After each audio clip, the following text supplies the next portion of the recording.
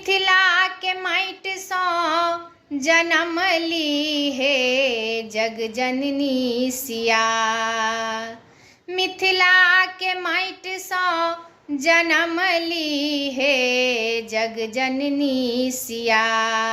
राजा जनक जी के बनली धिया जग जननी सिया। राजा जनक जी के बनली धिया जग जननी सिया। एक भूमि मिथिला के राजा जनक जी जोतैल हर गेला संग लेने चौकठी। एक भूमि मिथिला के राजा जनक जी जोतैल हर गेला संग लेने चौकठी। फाड़ लागल खेत सँ ऊपर ली हे जग जननी सिया। फाड़ लागल खेत सँ ऊपर ली हे जग जननी सिया।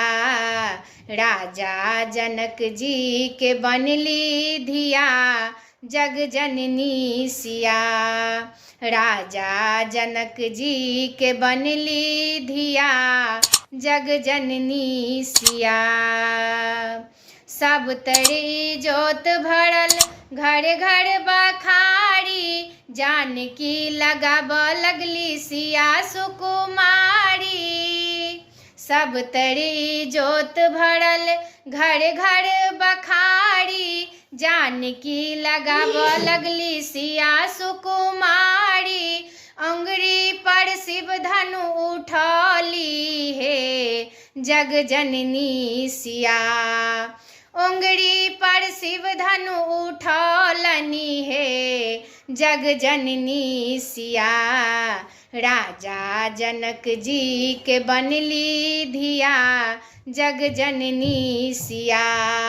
राजा जनक जी के बनली धिया जग जननी सिया। राजा जनक श्याम रचलनि स्वयंवर धनुखा उठाई लियो सिया धिया सुंदर।